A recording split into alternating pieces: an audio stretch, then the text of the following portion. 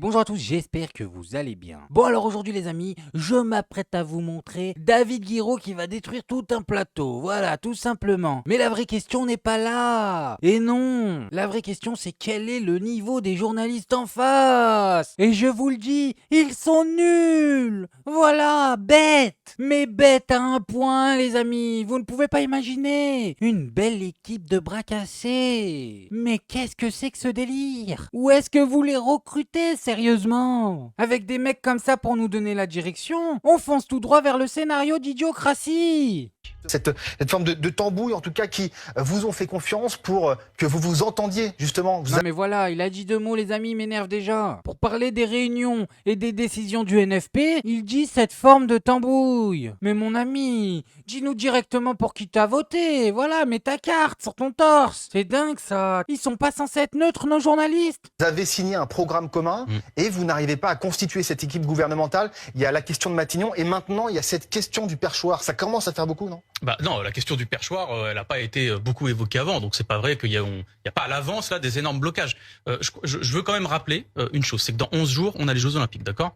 Et que la première chose dont on pourrait discuter, c'est que dans 11 jours, il y a le monde entier qui vient, le monde entier qui va constater que on a un président de la République qui a quand même perdu 2 élections de suite, qui maintient un gouvernement, qui est issu de sa majorité à lui, qui n'est plus majoritaire au sein de l'Assemblée nationale du tout, qu'on apprend à des gamins, notamment au collège, lycée, qui a un principe qui s'appelle la séparation des pouvoirs, et que pendant les Jeux Olympiques, on va avoir des ministres députés, en gros. Donc moi, je suis... Ouais, et le pire c'est qu'ils vont apprendre qu'on est tellement des clochards qu'on va les faire se baigner dans la Seine. Non mais sérieusement, on va se taper des barres. Quand les Japonais, qui ont les rues plus propres que vos appartements, vont découvrir que nous les Français, on se baigne dans l'eau des chiottes. Désolé, mais la première discussion, elle doit avoir lieu là. C'est que Emmanuel Macron doit nommer un Premier ministre issu du Front Populaire. Il a les numéros de tous les dirigeants des partis du Front Populaire. Hein. On a eu ce débat, il ne le fera pas sans doute, en tout cas c'est une certitude. Moi quand même, je suis désolé de le dire, le premier problème, il est là. Que je regrette que les discussions patinent parce que Huguette Bello a été refusé par le PS, c'est une chose. Mais enfin quand même, je suis désolé, hein, c'est un peu moins problématique qu'un gouvernement où on va avoir des ministres députés. Olivier, on se dirige juste une question, parce qu'en fait, ce qu'on voit, c'est que vous êtes arrivé en tête, mais vous n'avez pas la majorité absolue, loin de là. Et dans la déclaration que fait Jean-Luc Mélenchon tout de suite à 20h, il y a cette volonté de dire sans compromission, sans compromis. Sauf qu'en fait, vous allez devoir faire des compromis. Moi, je suis pas astrophysicien, je suis militant politique. J'ai été élu sur un programme d'augmentation des salaires, un programme de blocage des prix, un programme de transition écologique, un programme qui est fait pour résoudre la crise du logement, parce qu'il y a plein de gens, y compris dans ma circonscription, qui vivent dans des logements insalubres. Vous voyez, j'ai un programme. Nous avons l'intention de ne pas faire de compromis avec ce programme.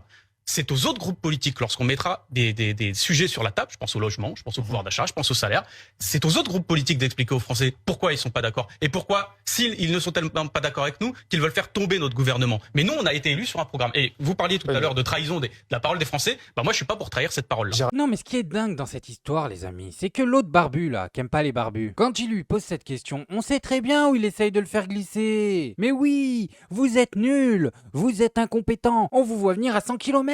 En gros, ils disent au Front Populaire, mais soyez raisonnables, faites des compromis sur votre programme, comme ça vous pouvez vous allier et récupérer la majorité, allez c'est pour votre bien. Et si le nouveau Front Populaire fait l'erreur, j'ai bien dit l'erreur, de faire un seul compromis sur le programme, ils vont tous se jeter dessus comme des piranhas. Non mais on le sait tous, demain ils font un compromis, on les lâchera plus. On va entendre de partout, c'est simple, de partout. Regardez, le nouveau Front Populaire, ils vous ont promis des trucs, ils le font pas. Non mais sérieusement, vous pensez qu'on est né hier? Et ils nous font exactement la même chose avec le nom du Premier ministre et le nom de celui qui sera sur le perchoir, voilà, celui qui dirigera l'Assemblée. Dès que le nouveau Front Populaire donne un nom, on va le descendre. C'est pour ça qu'ils demandent le nom, ils demandent. En fait, tous les médias français se sont mis d'accord pour tenter de pousser le nouveau Front Populaire à l'erreur. Ce qui me frappe, c'est une question de logique et de calendrier. On a l'impression que vous êtes dans une espèce de déni du réel, c'est-à-dire que oui, vous avez une majorité très relative, avec moins de 200 députés, et que là, toutes les tractations que vous faites, en n'arrivant pas à vous mettre d'accord,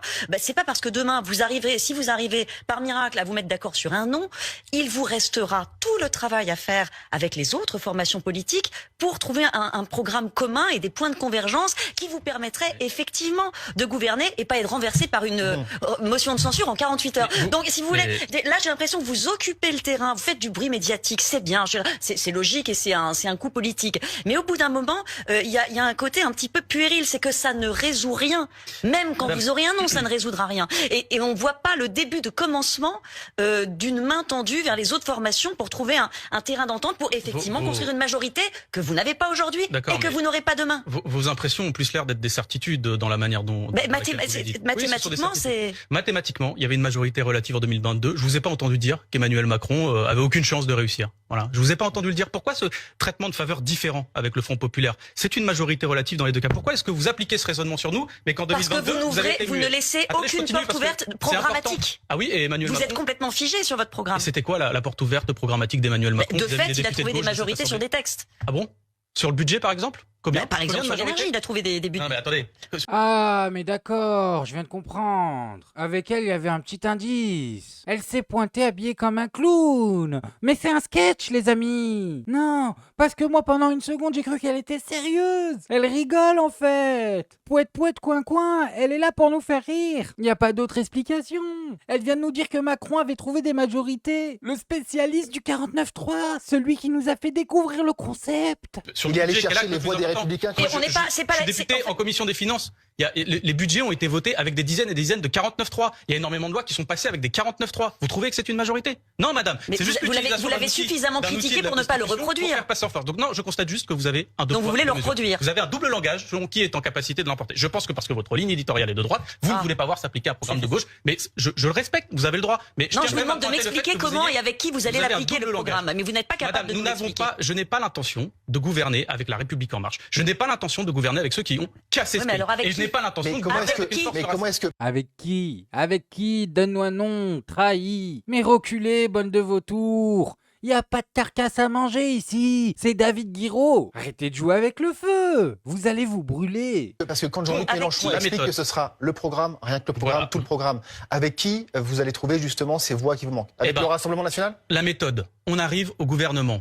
Nous avons une majorité relative. On dépose des propositions de loi ou alors des décrets. Mais par exemple, imaginons une proposition de loi sur l'abrogation de la réforme des retraites, soutenue par quasiment l'ensemble du monde salarié français. C'est-à-dire la quasi-totalité des Français qui bossent dans ce pays sont contre le passage de la retraite à un âge supérieur à ce qui avait été annoncé. Eh ben, nous proposerons l'abrogation de la réforme des retraites. Et les seuls qui peuvent vous suivre, c'est le Rassemblement national. De laquelle? C'est la réforme Macron ou la réforme Touraine? Ça sera aux autres groupes de se positionner. Quelle réforme? La réforme Macron ou la réforme de Marisol Touraine qui a été... Mais regardez-les comme ils s'en battent les steaks de la retraite. Je vous le dis, ils sont pétés de thunes, plein aux as. Ah mais tu l'as vu son t-shirt Où est Charlie? Il vaut 400 balles, on va pas se mentir. Un sujet qui concerne 95% des gens dans ce pays, eux, ils s'en battent les steaks. Donc j'arrive pas à comprendre. Comment 10 millions de personnes ont réussi à voter pour des gens qui en ont rien à taper d'eux? Non mais c'est fou, les gars. C'est vous les dindes. C'est vous qui êtes au menu. Arrêtez de vous réjouir de l'approcher de Thanksgiving. Non, mais j'arrive vraiment pas à comprendre. Vous ne voyez pas que leur programme n'avantage que eux? Oui, ils vous promettent le monde de barbe à papa. La sécurité, vous allez être en sécurité. À croire, ils vont vous ranger dans un confort. On va vous entourer de coton et vous allez plus jamais vous blesser. Non mais voilà, que des trucs infaisables. Et les trucs faisables, c'est des choses contre vous. On va monter la retraite, baisser les salaires, détruire le pouvoir d'achat. Mais ne vous inquiétez pas, vous serez en sécurité. Voté par le Parti Socialiste qui est dans votre coalition. L'objectif, c'est la retraite à 60 ans, 40 ans, 8 et ça vous aura pas échappé. 40 ans, donc oui. Donc voilà. Les socialistes sont d'accord avec ça. Donc il y aura un vote. Mais sur attendez, la méthode. C'est pas grave ça. Ça, c'est des votes. Sur la méthode. Votre majorité relative va déjà exploser sur ce point. C'est pas gagné quand même. Nous proposons des éléments issus du programme sur lequel nous avons été élus. À partir de ce moment-là, il y a un vote à l'Assemblée. Chaque groupe doit se positionner en âme et conscience. Je le dis notamment aux députés de La République En Marche parce qu'il me semble qu'il y en a quelques-uns qui aient commencé à faire leur inventaire par rapport au dernier quinquennat. J'ai entendu des députés, j'ai entendu des ministres de La République En Marche dire peut-être que sur le social, on n'a pas fait ce qu'il fallait, sur le pouvoir d'achat, on n'a pas fait ce qu'il fallait, sur les taxes sur les multinationales, on n'a pas fait ce qu'il fallait. Donc à ce moment-là, peut-être qu'il y aura des majorités qui se dessineront. Mais moi, je suis pas prophète, je suis pas Nostradamus. Donc, on pose des textes, on pose des éléments de programme, et si après ils veulent nous censurer, et si après il doit y avoir une dissolution dans un an, nous n'avons pas peur. Et vous leur expliquez en fait qu'ils n'auront qu'à assumer finalement leur choix devant leurs électeurs, c'est ça, devant les Français. Mais à force de se renvoyer la balle entre vous, le Parti Socialiste, les écologistes et les communistes, vous n'avez pas peur de créer un boulevard justement pour d'autres coalitions, la droite avec justement Renaissance, avec le MoDem. Est-ce que vous n'avez pas peur de laisser filer quelque part cette victoire? Mais non, parce que La République En Marche et les Républicains aujourd'hui n'arrivent pas à se mettre d'accord. Donc la majorité relative est toujours celle du Nouveau Front Populaire. Elle est toujours une celle. notion de censure, je pense que si vous appliquez votre programme, ils vont se mettre d'accord. Hein. Eh ben peut-être. Mais dans ce cas-là, ils devront l'expliquer aux Français. Qu'est-ce que on se bataille pas pour des postes, hein?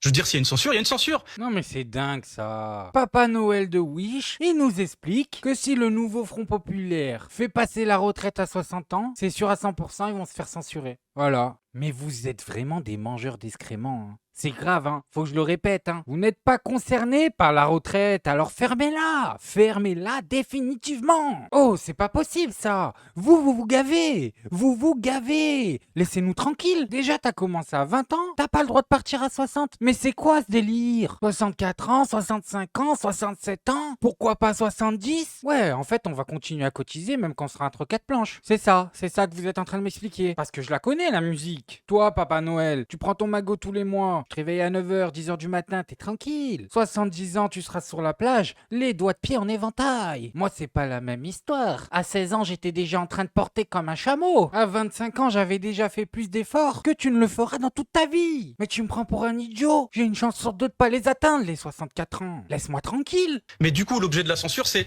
par exemple, s'il y a une censure à cause de la réforme des retraites, ça veut dire que les gens qui nous censurent devront expliquer aux Français qu'ils nous font tomber un gouvernement parce qu'ils veulent conserver la retraite aussi tard pour les Français. De la même manière que sur le blocage des prix, les gens qui nous censurent devront expliquer qu'ils nous censurent parce qu'ils refusent que les gens au supermarché arrêtent de se faire saigner comme ils se font saigner actuellement. Monsieur Donc Guiraud, la discussion, elle est pas malsaine pour moi. Hein. pourquoi est-ce que vous n'avez pas... Pendant la campagne, il y a eu toute une partie de la campagne où on a dit que Jean-Luc Mélenchon ne devait pas être candidat au poste de Premier ministre. Et bizarrement, au lendemain du second tour, le nom est revenu à un moment donné. Donc vous avez aussi joué à ça, à une sorte de surenchère vis-à-vis de vos alliés.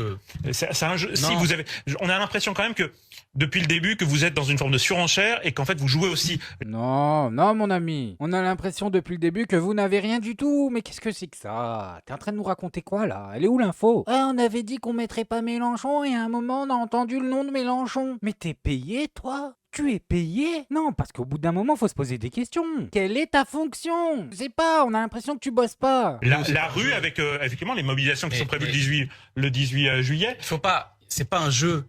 Je vous dis.